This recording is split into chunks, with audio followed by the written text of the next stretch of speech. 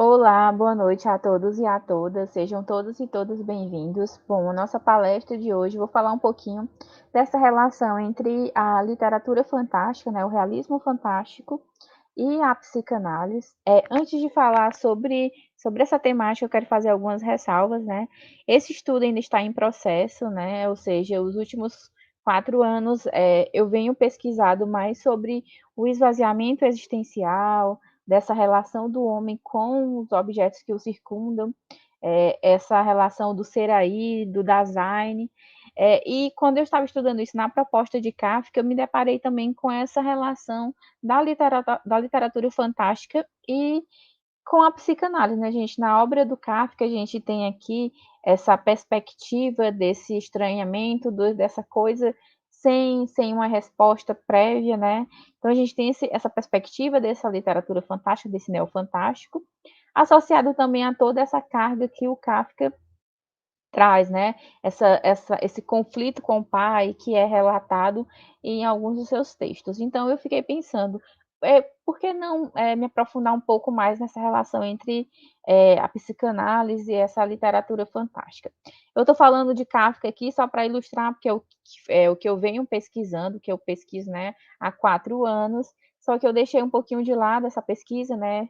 Finalizei o mestrado com essa relação, com essa obra do Kafka, e comecei a fazer um curso, né, na Unifesp sobre literatura fantástica. E aí lá a gente começou a discutir os textos, eu vi muita coisa relacionada com a psicanálise e fiquei bastante interessada em relação a isso. Então, essa pesquisa está em processo, então, ao final da palestra, eu vou deixar para vocês o meu e-mail para quem quiser entrar em contato, deixar alguma sugestão, textos que eu possa vir a pesquisar para melhorar a pesquisa, para compreender um pouco mais sobre esse assunto.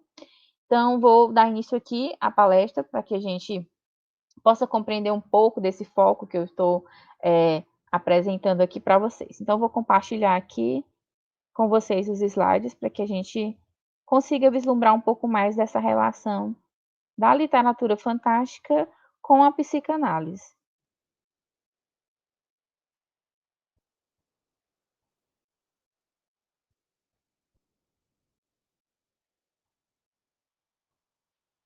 Então, eu trago aqui para vocês essa relação dessa literatura fantástica com a psicanálise. Então, antes da gente partir, né, para essa etimologia, para essa conceitualização da psicanálise, né, aqui eu vou apresentar para vocês também, né, o conto. Eu comecei falando de Kafka, mas o conto que a gente vai fazer essa associação entre literatura fantástica e a psicanálise é o conto Homem de Areia do Hoffmann, que a gente consegue vislumbrar melhor essa relação de estranheza, desses acontecimentos sobrenaturais, de uma certa forma. Não escolhi Kafka, porque Kafka está mais nessa questão do neofantástico, e a gente já tem uma quebra bem no meio assim, no início da narrativa, no caso da metamorfose, que é meu objeto de estudo. Então, eu preferi optar por algo que fugisse mais dessa minha ambientação, para que eu conseguisse, né, ter novas perspectivas, novos modos de pensar em relação a essa construção.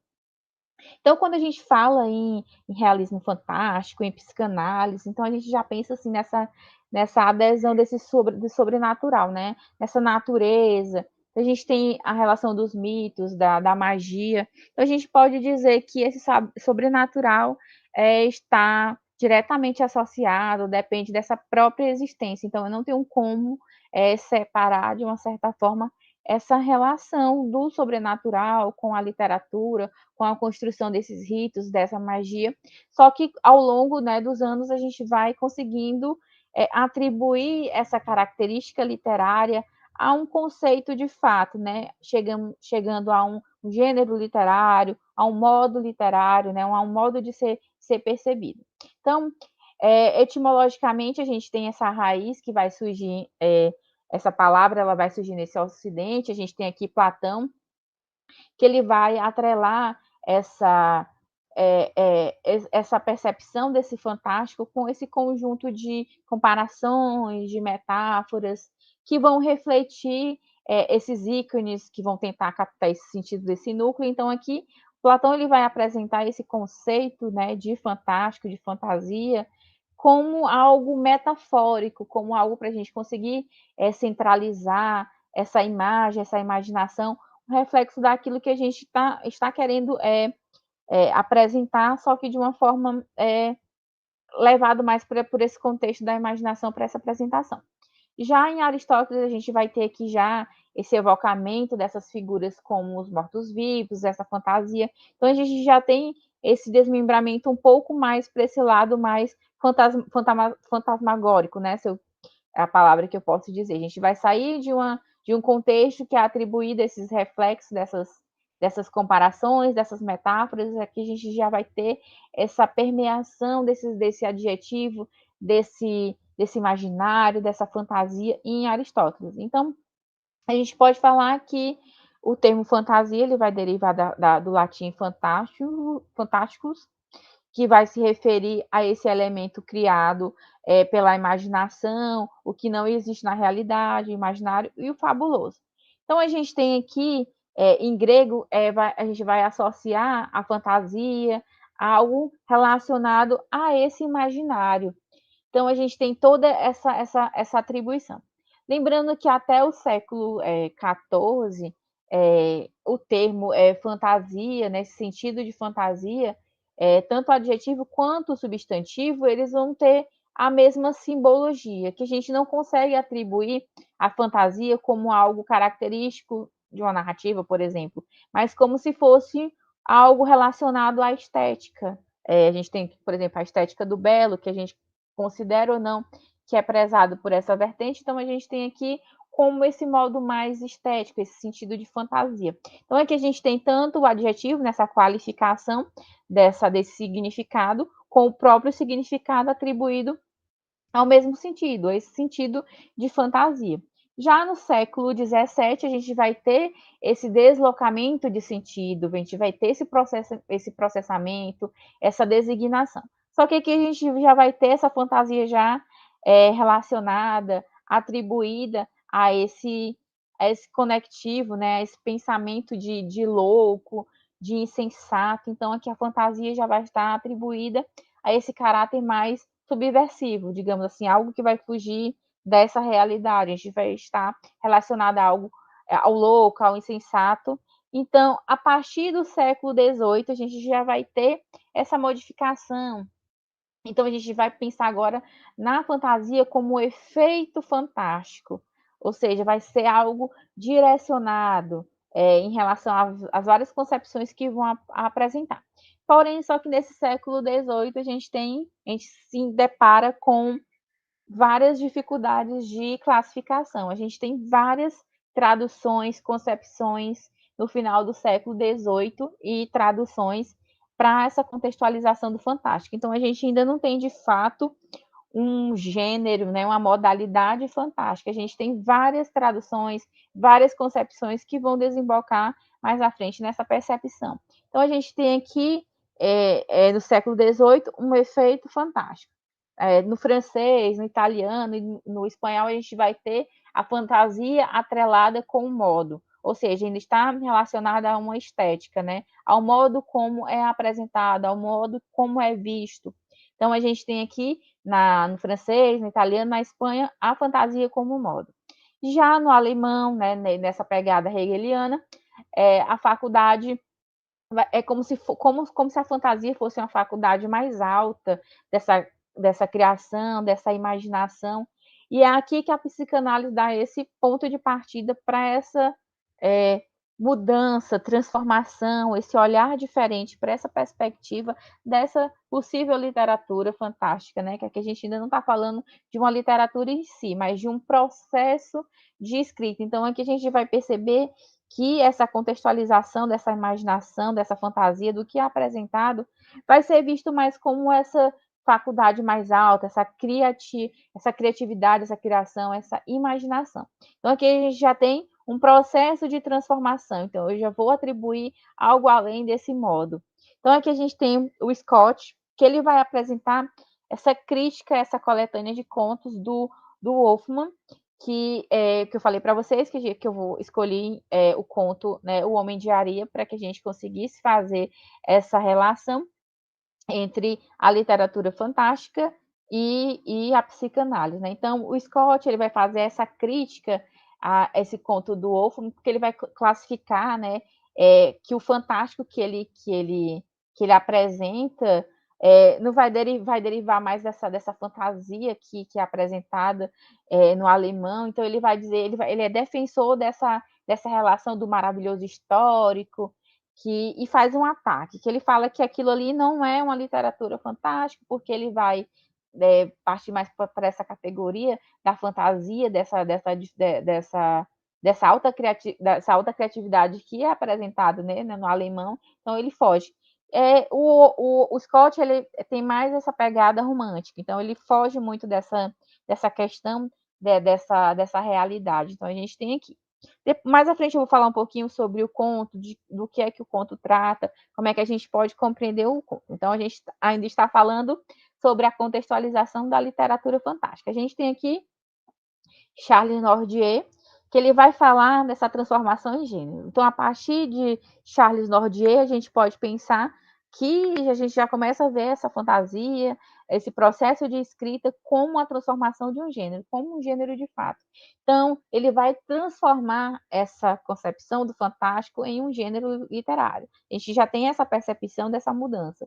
Então, para ele, o fantástico vai se tornar essa expressão de refúgio contra essa desilusão que é provocada pela dura realidade. Então, ele vai mostrar esse fantástico não como uma fuga da realidade, mas como um refúgio, né? Uma forma de você expressar essa dura realidade em que a gente se encontra. Então, o termo vai abranger todas essas áreas da imaginação, tanto política quanto mesmo cotidiana. Então, aqui ele fala que esse refúgio dessa escrita vai muito além dessa simples conotação de apresentar uma invenção, uma imaginação, mas como se fosse realmente um refúgio para que você consiga expressar tudo aquilo que está preso, né, em você.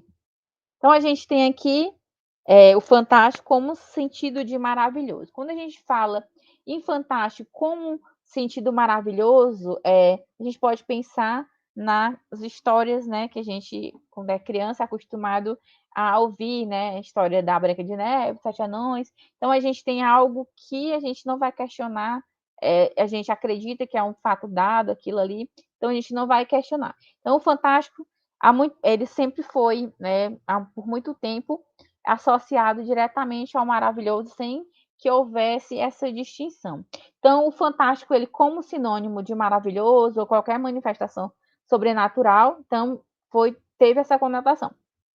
Só que essa palavra ela é extensiva, né, a qualquer manifestação da imaginação. Então, o fantástico ele pode ser associado a qualquer manifestação dessa imaginação criadora e libertária. Então, com isso, o fantástico ele pode e deve designar a própria literatura no sentido global. Então, o fantástico ele permeia por toda a, a carga literária, né? Por toda a literatura.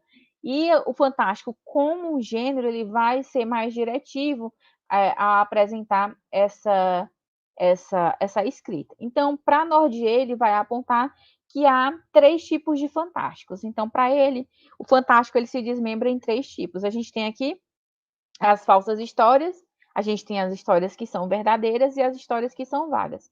O que é que ele atribui por histórias, por falsas histórias? Então, essas falsas histórias vai ter aquela dupla credibilidade, ou seja, o leitor e o ouvinte, ele vai compactuar com aquilo que está lendo. Então, eu vou ler uma obra, eu não vou me questionar se aquilo foge ou não do real, e vai fazer parte daquela situação. Eu vou acreditar que aquele contexto, por mais ilusório que seja, é um fato, né, digamos, real. A gente está assistindo, sei lá, Homem-Aranha foi picado por uma aranha e adquiriu poderes, né? Então, naquele contexto, a gente percebe que, apesar daquela história ser uma falsa história, ela condiz com a situação em que está inserida. Então, no primeiro momento, a gente pode classificar desse jeito. Então, aqui a gente tem as verdadeiras, que vão relatar um fato que é um fato tido como materialmente impossível, né? Um fato que está nessa construção do real, só que ele é materialmente impossível e, no entanto, ocorreu sobre a vista de todos. Então, a gente tem uma história condizente e que acontece um fato sobrenatural. Só que esse fato sobrenatural ele vai ser explicado, né, por alguma lei, né, que faça parte, alguma lei real para que seja explicado aquele fato que aconteceu. Aqui a gente tem as histórias vagas, que deixou, assim, deixa a gente em suspense, né? O que está acontecendo. A gente pode pensar aqui naquelas histórias de melancolia, essa história de sonhador da alma. Então, a gente pode pensar nessas histórias em contextos é, surreais, digamos assim. Então, são histórias que vai apresentar algo que vai deixar em suspense o que vai ser apresentado. Então, para Nordier, tem esses 3 pontos para que a gente consiga perceber, compreender como é que funciona esse fantástico. Então, aqui a gente, antes de falar um pouquinho sobre o Todorov, que é o nome-chefe dessa pesquisa, né, que eu venho estudando, tentando verificar. Então, Todorov ele vai ter um nome, um posicionamento bem interessante para que a gente consiga compreender esse fantástico. Mas antes dele, antes de pensar em Todorov, a gente tem que ver que Todorov ele é estruturalista, ele se importa o que é o texto, não com o contexto. Então, a gente já tem que ter em mente que ele faz parte dessa categoria estruturalista, ou seja, tudo vai ser colocado em blocos, em caixinhas. Então, a gente não tem muita abertura para pensar nesse fantástico, além do que ele apresenta. Então, ele é bem, digamos, bem diretivo e sem aberturas. Então, a gente tem que pensar nisso. Então, ele vai trazer para a gente uma taxonomia, ele vai pensar nesse fantástico como bloco, ele vai apresentar a relação com o mundo objetivo, com o mundo sobrenatural e com o fantástico. Então, a gente tem sempre essa percepção. Então, para ele fala, o fantástico é a hesitação experimentada por um ser que só conhece as leis naturais, em face de um acontecimento aparentemente natural. Então, ele vai falar para que haja essa concepção, esse pensamento do fantástico, é necessário que haja a experimentação dessa hesitação em relação ao que é apresentado. Então, acontece algum fato que não condiz com as leis naturais. Então, em um primeiro momento, você vai dizer, mas isso não é possível, isso não pode acontecer. Então, a partir do momento que o leitor ele se depara com isso, há esse questionamento, há essa hesitação, então, para ele assevera como um conteúdo fantástico, como uma relação. Então, Todorov ele vai apresentar que o fantástico é um gênero e esse gênero está atrelado à hesitação.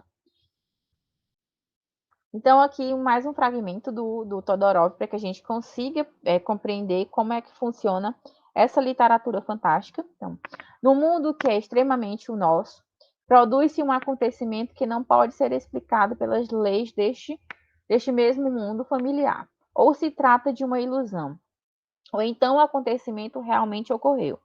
O fantástico ocorre nesta incerteza ao escolher uma ou outra resposta, deixando-se o fantástico para entrar em um gênero vizinho, ou estranho ou maravilhoso.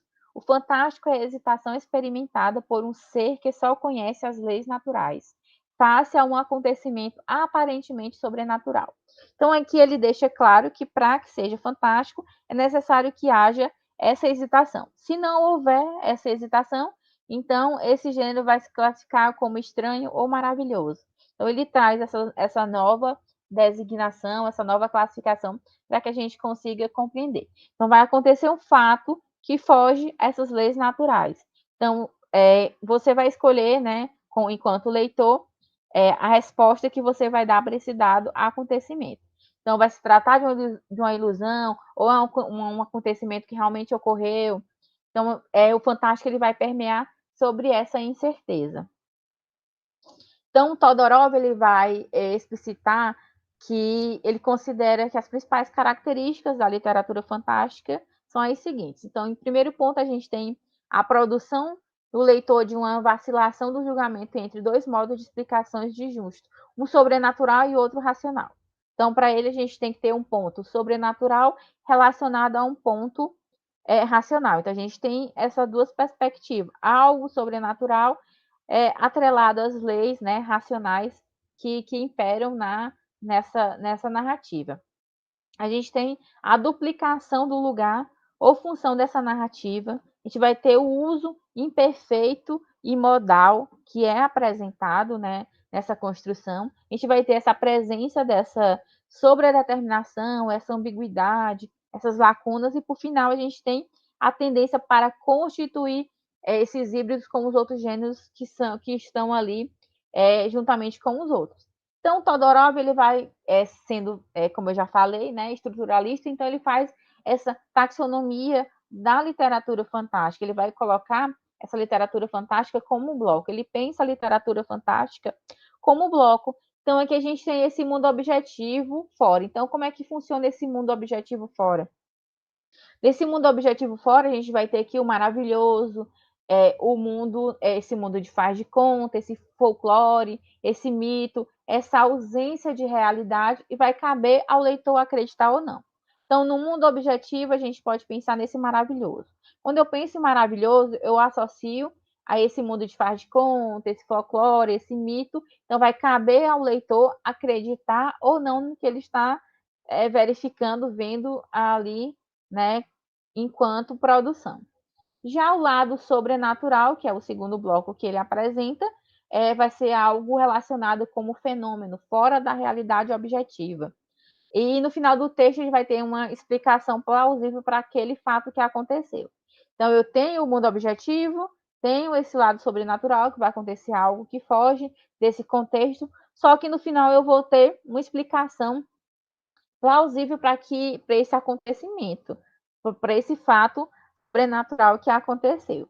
E por último, a gente tem esse fantástico, né, que ele coloca que o fantástico ele vai ser essa hesitação entre o maravilhoso e o estranho.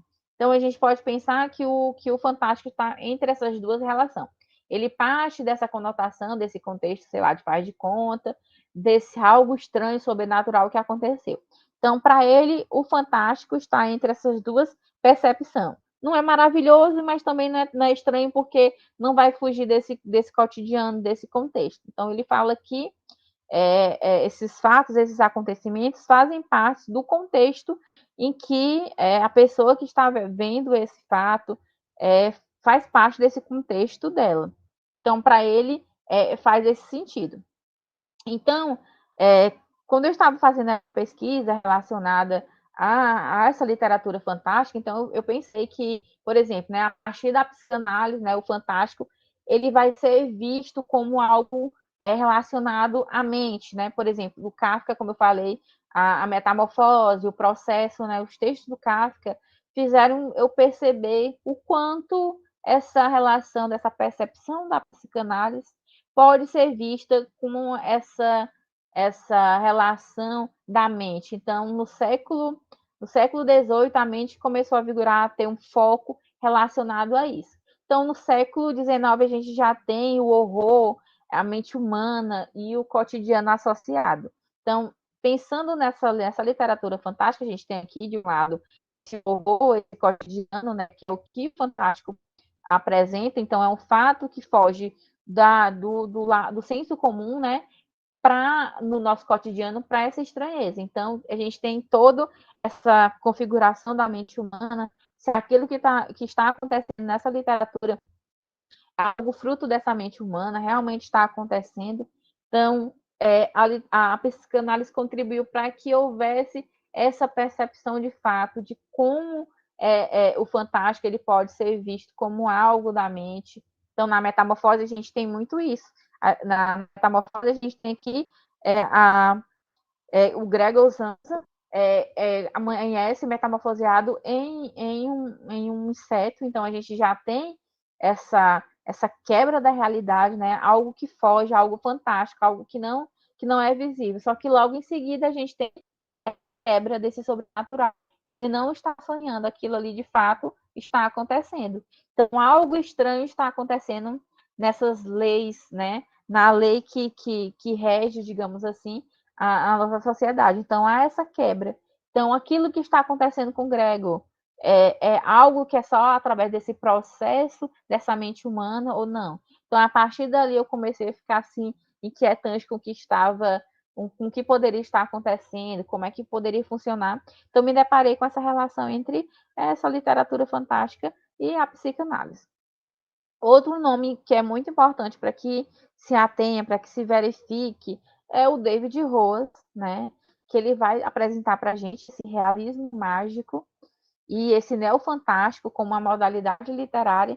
Então, a gente tem aqui no David Rose, a gente já consegue compreender a perspectiva do fantástico por uma outra vertente, por um modo mais digamos, mais fácil de ser vislumbrado. Então, o David Rose ele vai caracterizar, né, ele vai propor esse conflito entre nossa ideia do que é real e essa ideia do impossível. Então, a gente vai ter essas duas percepções para que a gente consiga verificar esse conflito, né? Compreender esse conflito. A gente vai ter a nossa ideia do que é real e do que é impossível, né? Como é que a gente vai fazer essa construção? Então, ele vai fazer que, então, quando ele apresenta essa nova contextualização, ele vai desestabilizar esses limites que a gente tem dessa segurança entre o que é real, o que não é real. Então, a gente tem essa problematização dessas convicções coletivas, de questionar essa validade desse sistema, dessa percepção, dessa realidade, dessa comunidade. Então, a gente tem aqui essa quebra, essa confusão do que está acontecendo. Então, aqui o realismo mágico, ele pode ser visto como algo híbrido, né? Ou seja, ele está, ao mesmo tempo que ele tem essa possibilidade de algo que foge à realidade, ele traz uma resposta para isso, só que de uma maneira que vai caber esse leitor, como é que ele vai vivenciar, apurar tudo que vai acontecer. Então, no Neofantástico, a gente tem aqui essa apuração dessas possibilidades, da realidade. Então, quando a gente pensar em Neofantástico, né, só para que vocês, né, se situem, eu posso pensar um pouquinho na escrita de Kafka, certo? Que eu prefiro ver Kafka por uma perspectiva mais existencialista. Mas é sempre válido ter outras perspectivas relacionadas a isso. Então, quando a gente fala em literatura fantástica, nessa relação do sobrenatural, então a gente vai pensar em algo que é subversivo. Então, a literatura fantástica, ela traz para a gente esse direcionamento de subversão, ele vai transgredir essas leis naturais. Então, a gente tem aqui, vai alterar essa forma de como a realidade é vista. Então, a gente percebe que a literatura fantástica ela vai corroborar para que a gente possa fazer essa alteração da forma da realidade. Então, pensando na psicanálise nesse modo, né? Nessa produção de pensamentos que a gente vai atribuir, nessas figuras que a gente vai atribuir em relação às nossas realidades. Então, a gente vai ter que há essa alteração, todas as fronteiras elas vão ser transgredidas, elas vão ser rompidas. Então, a gente tem aqui o rompimento com o que a gente acredita que é certo, que condiz com as leis. Então, aquilo que vai fugir naturais. Então, vai ser algo transgressor, algo que vai romper. Então, aqui no Maravilhoso, ele vai se encontrar em um mundo onde os acontecimentos não podem ser explicados diante das leis naturais. Então, a gente vai pensar no Maravilhoso nesse sentido, que os acontecimentos não podem ser explicados pelas leis naturais. Então, agora a gente vai falar um pouquinho, né, sobre a contextualização da psicanálise. Então, a gente tem aqui, para Freud, em relação ao medo, né, esse ponto de desequilíbrio que a gente pode pensar. Então, o medo, para a gente, é um ponto de desequilíbrio. Então, Freud ele vai apontar como esse medo como um resultado do estranho. Então, você tem medo daquilo que você não tem familiaridade, digamos assim, né? Tem medo do que é um ponto de desequilíbrio, aquilo que vai fazer com que você não reconheça. Quando a gente fala que é estranho, não estou dizendo que vai fugir do seu contexto, né? Que vai fugir do seu ambiente, mas é algo que não é familiar, não vai estar relacionado com a sua vivência. Então, para ele vai falar que o medo, né, vai ser assim, um esquecimento, uma fuga ou uma sublimação de algo em nosso inconsciente. Então, a gente vai pensar nesse sentido. Então, ele vai reaparecer recontextualizado nesse consciente, vai provocar essa essa famosa, essa sensação desagradável de déjà vu, daquilo que já aconteceu, essa porta, né, desse medo. Então, a gente vai ter assim, esse medo como esse lapso em relação do consciente causado pelo inconsciente. Então, no medo aqui, a gente vai ter a relação do consciente com o inconsciente. Bom, agora, finalmente, vou falar um pouquinho sobre o conto que eu falei, né, o conto O Homem de Areia, do Wolfman. Antes de falar sobre um pouco mais sobre o conto, quero trazer para vocês que esse Homem de Areia ele faz parte desse folclore. Então, ele é um personagem habitual, né, do folclore europeu. Então, ele é tradicionalmente apresentado, caracterizado como ser mágico que vai aparecer da noite, assim, né, provocando medo nas crianças. Por exemplo, a gente tem um outro escritor também que fala sobre esse homem de areia, que é o Anderson, que vai apresentar também, a gente tem jogando areia em seus olhos, dando maus conselhos, né, esse comportamento, e a gente tem do outro lado, né, o Homem de Areia de Wolfman, que vai ser um ser sinistro, é um ogro que vai arrancar os olhos das crianças para ser alimentado, né? Então, a gente tem essas duas compilações. Então, a partir daí, né, Freud, ele escreveu, né, sobre esse estranhamento, então ele vai apresentar para a gente essa palavra alemã, um Heimlich, que é, obviamente, o oposto de Heimlich, que é doméstico. Então, ele vai mostrar que essa palavra, né, esse estranho, vai ser o oposto do que é familiar. E somos tentados a concluir que aquilo que é estranho é assustador, precisamente porque não é conhecido e familiar. Só podemos dizer que aquilo que é novo pode tornar-se facilmente assustador e estranho. Algumas novidades são assustadoras, mas de modo algum todas elas. Então ele vai mostrar que apesar de não estar, de não fazer parte para a gente ter medo, né, dessa situação, está relacionada com algo que não seja o oposto do que é familiar, do que a gente está habituado a verificar. Então ele vai apresentar a partir dessa caracterização desse conceito, né, do que não é familiar. Então, para ele vai apresentar, né, essa obra ela vai ser dividida em 3 partes. Então, na primeira, traz uma discussão linguística sobre o termo alemão para estranho, um Heimlich, retornando ao significado atribuído ao termo sobre os quais se desenvolve o conceito psicanalítico. A segunda parte vai trazer essa análise do conto do Homem de Areia de Uffman, além de enumerar situações inquietantes que servem de exemplo para a teoria. E na terceira e última parte, a parte de Freud, a gente vai ter algumas análises sobre o estranho, sobre o cotidiano, o estranho trazido para a ficção.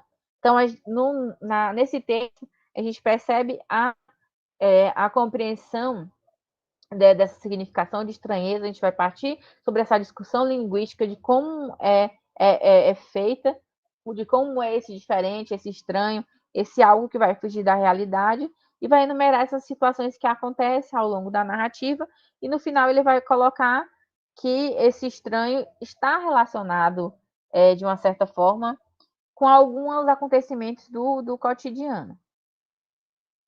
Então, falando um pouquinho mais sobre o conto, né? O Homem de Areia, então a gente pode pensar que ele é um conto fantástico que vai ter essa problematização da realidade, que a gente vai ter que acreditar ou não acreditar nas aparições fantasmagóricas que vai ser apresentada nesse texto. Então a gente tem aqui, né, o Homem de Areia vai ter toda essa relação, vou dar aqui alguns spoilers, não tanto, né, que vocês não sei se já leram, ou, né, se tiver oportunidade para ler essas duas perspectivas, é interessante que vocês consigam ler tanto do Anderson quanto do Wolfman, para que vocês consigam fazer esse paralelo de comparação. Então, no Homem de Areia, né, do Wolfman, ele vai convidar para a gente explorar essas linhas de fantásticos, né, desses significados, desses fatos de interpretações. Então, quando a gente lê, a gente, de uma certa forma, vai se tornar cúmplice desse imaginário do Nathanael, que é a personagem principal da história, que vai contar toda essa relação. Lá ele vai apresentar, mostrar a perda do pai de uma forma que não tem uma explicação. Então, a gente vai ter todo aquele medo, aquela superstição de quando ele era criança, que a mãe dizia para ele dormir, porque senão o homem de areia ia aparecer lá, ia arrancar os olhos, né? E tinha toda esse universo sobrenatural. Então ele vai mostrando toda essa percepção. Então a gente vai, de uma certa forma, se tornando cúmplice dessa narrativa, desse imaginário. Então a gente pode comprar essa fantasia, né, de Nathanael como fantasia de criança, ou a gente pode, né, pensar realmente nesse fato como algo realmente verdadeiro. Então o Homem de Areia seria aquele de vista de pesadelo que está relacionado ao pesadelo infantil. Então, ele fala no fragmento no texto que acredita, né, que o outro personagem do texto, né, Copélios, ele fosse esse homem de areia. Então, ele já faz essa transposição. Então, ele pega pela primeira vez essa lembrança da infância, né, desse personagem e atribui para essa vida real. Então, ele faz essa transposição de algo que ele trouxe na infância dele para essa vida real.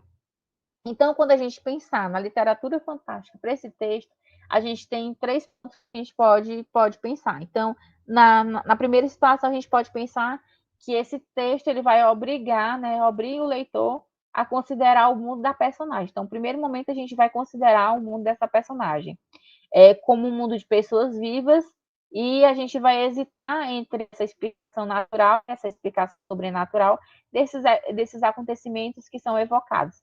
Então, a gente tem aqui, no primeiro momento, essa consideração, e então a gente vai pensar que nessa interrupção, né, que a gente vai percebendo essa realidade entre as cartas que ele vai escrevendo, essa ambiguidade que é mantida pela a narrativa meio perturbadora, né, de Nathanael, pela frieza e pelo racionalismo da namorada dele, de Clara, que vai servir como contraponto para essas sensações de intuição de Nathanael. Então, a gente tem aqui o Nathanael contando toda esse mundo, né, fugindo desse sentido. Do outro lado, a gente tem a namorada dele, né, a noiva, com esse ponto de racionalismo para dar esse equilíbrio.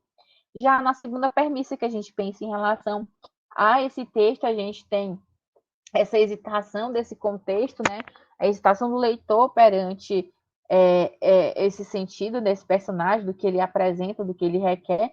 Então, a gente vai entender que o Nathanael ele está sofrendo dessas reminiscências, essas confusões fantásticas, essas confusões mentais, que lá no texto apresenta também como ele estivesse passando por um momento não muito legal, mas como se ele estivesse doente. Então, ele vai entregar toda essa situação aparentemente fantástica, e tem como se fosse algo produzido pela mente dele. Então, a narração inicial a gente é feita em primeira pessoa, né, nas cartas, então vai estimular mais essa identificação do leitor com esse lado mais ingênuo que o personagem apresenta. E a gente tem, por final, essa gradativa identificação, essa loucura de Natanael, que é essa ambiguidade dessa interpretação dos pensamentos com a própria situação em que ele está relacionado, esse imaginário, essa loucura, essa sanidade. Então, vai tornar o texto com essa perspectiva. Então, a gente vai ter que verificar se a gente acha que tudo aquilo faz parte desse real imaginário, dessa loucura, de toda essa situação. Então, a gente tem esse simbolismo apresentado no texto. Então, a gente tem aqui no texto essa personificação da fantasia infantil, desse homem de areia relacionado a Copélios, né, que é a personagem no texto, vai corresponder a essa perda dessa distinção do que é tomado como realidade e essa imaginação infantil. Então, a gente tem aqui esses pontos para que a gente consiga perceber. Então, lá no texto a gente tem outro personagem, né? Quando Coppola, né, outro personagem, ele visita, né, faz essa visita a Nathanael. Então, Nathanael ele começa a reviver esses conflitos infantis. Então, é possível que a gente consiga, né, explicar essas repetições compulsivas. Então, a gente pode pensar nessas repetições como uma repetição à compulsão. Ou seja, ele está repetindo essas vivências da infância. Então, a gente pode pensar nesse sentido. Outra coisa que a gente, quando a gente atribui o que Freud escreveu em relação a isso, então, no ensaio que Freud escreveu, né, em 1919, ele vai interpretar esse conto de Hoffmann a partir desse sentimento de estranho, né, de um Heimlich, foi que a gente apresentou aqui nos slides anteriores. Então, esse termo que ele acha que é melhor traduzido por inquietante, né, do que propriamente por inquietante, por estranheza. Então, ele vai dessa essa conotação, né, que é apresentada, nesse sentido de estranheza, de inquietante. Então, ele vai dizer que é um sentimento que vai ser despertado quando a gente passa ou revê coisas, impressões, eventos e situações familiares. Então, Nathanael vai reviver toda essa situação que foi vivenciado na infância, né, fazendo essa associação com a realidade atual dele. Então, a gente percebe que esse desmembramento, a gente pode perceber essa estranheza, essa inquietude. Então, vai ser esse sentimento que vai ser despertado para que a gente consiga perceber essas impressões. Então, ele fala que o estranho vai provocar medo e horror. Então, quando a gente tem algo que é desconhecido, aí vai ocasionar todo esse medo e todo esse horror. Só que esse estranho, ele faz parte desse contexto familiar. E então, Natanael, ele vai viver uma vida atormentada pela ideia desse homem de areia. Então, a gente tem aqui essa retomada. Outra coisa que a gente pode pensar também em relação ao texto do Hoffmann, a gente pode pensar, por que o Homem de Areia ele vai aparecer como um perturbador do amor? Porque a gente vai ter aqui 3 pontos que a gente pode perceber na narrativa. A gente tem, de um lado, o Homem de Areia, a gente tem a perda do amor dele, da Clara, e a gente tem a perda também da figura do pai. Então, são algo que foi vivenciado, mesclado em relação à infância, relacionado com a atualidade dele. E aqui também a gente pode perceber que há a questão da castração na apresentação desse texto. Então, a saber, a castração diz respeito a uma experiência psíquica inconsciente vivida pelo sujeito, decisiva para a identidade sexual. Tal ocasião fornecerá ao preço de angústia pela primeira vez o reconhecimento por parte da criança da diferença entre os sexos. Até ali, ela vivia na ilusão de onipotência. Dali por diante, com a experiência da castração, terá de acreditar que o universo seja composto de homens e mulheres. Então, aqui falando sobre o sentido do que é a castração. Só que aqui a gente percebe que, em relação ao homem de areia, né? Então, desculpem, para Freud, né, a gente tem o termo em relação à perda dos olhos, a gente pode pensar nessa castração nesse sentido, né? A perda dos olhos, o temor de perder o amor do pai, são questões que podem ser respondidas se a gente substituir, por exemplo, o homem de areia pelo pai, né? Pelo temido, que a gente tem os 2 momentos, como é que o pai dele é visto na narrativa. Então, a gente pensa nessa relação como algo esperado relacionado à castração. Então, no conto, a gente tem uma ameaça da perda visual, né? Ela vai aparecer relacionada com a perda do pai. Então, a gente já pode fazer aqui essa associação. Então, nesse sentido simbólico, o conto ele vai remeter a essa temática dessa ameaça de castração. Se a gente fizer essa relação entre essa ameaça de perda visual relacionada à morte do pai. Então, o Natanael ele vai viver entre o seu verdadeiro pai e o homem de areia. Então, ele faz essa confusão mental, né, em relação a todos os acontecimentos. Então, Natanael ele vai ter esse ódio e esse amor que são opostos, né, convivendo com esse temor da castração. Então, ele tem esses sentimentos envolvidos, tem o ódio, tem o amor, que são sentimentos opostos que vão conviver com esse temor da castração. Então, alguns pontos que a gente pode chamar atenção na história, a gente pode pensar que a gente tem aqui o pai bom, né, o pai do menino, e a gente tem aqui o pai mau, que é Copélios, né, se a gente pensar, fazendo essa associação, que ele faz a associação de Copélios com o Homem de Areia. Então, o Homem de Areia é aquele pai mau. Então, o pai bom, que é o pai que ele perdeu sem nenhuma explicação, né, não tem uma explicação aquele acontecimento. Então, esse pai mau, né, esse Copélios, ele pode ser visto como o castrador, né, na sua fantasia, ele matou o pai, né, o pai bom. Então, a gente tem esse retorno dessas fases, dessas histórias que são evoluídas a partir do relacionamento dos sentimentos do ego, dessa regressão que é apontada, né? Então, o ego ele não se encontra claramente delimitado nessa relação com o outro, mas a gente tem essa identificação desse conflito, né? Ele confundindo essa realidade com essa imaginação. Então, a gente tem toda essa relação. Então, aqui a gente tem o real e o imaginário em Um Homem de Areia. Então, a gente tem aqui essa mudança dessa concepção dessa doença. Então, a partir, se a gente for pensar, a partir dessa concepção de doença, a gente vai ter o desenvolvimento dessa teoria psicanalítica, essa ideia do determinismo psíquico, que é fornecida assim, por esse entendimento. Então, a gente tem essa gama de percepção em construção desse texto. Então, a gente vai ter essas manifestações psíquicas, né, como a origem do próprio sujeito. Então, a origem, né, se a gente for pensar né, no Natanael, a gente tem como essa origem do próprio sujeito, tudo que vai acontecendo. Então, a partir desses fenômenos, desses estudos como sonhos, atos falhos, então a gente vai investigar essa existência do próprio psiquismo, né, que é responsável por essa compreensão dessa consciência. Então, a gente vai ter essa comprovação da existência do inconsciente. A gente pode atribuir a ele essas causas, dessas manifestações, dessas diversas doenças que não possuem causas aparentes, que são alvos de especulações, desses moralistas, desses encontros do consciente, que não há explicação. Então, a gente tem essa relação. No conto, a gente tem uma doença da personagem e que provoca toda essa fantasia, esses sonhos, né, esses fenômenos sobrenaturais. Então, a gente associa toda essa percepção com essa relação desse estudo desses fenômenos.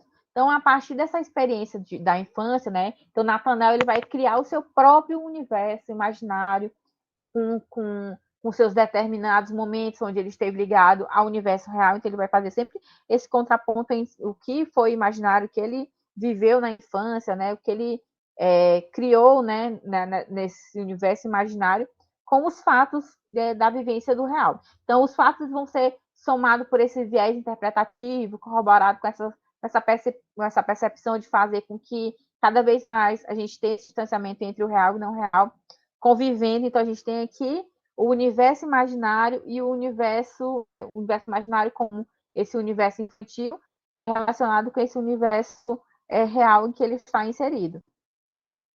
Então, a gente tem aqui, e Wolfram pode se observar que os personagens se assemelham entre si e acentuada com a ocorrência dos processos mentais, que retorna o conhecimento, a experiência e o sentimento comum a um e a outro.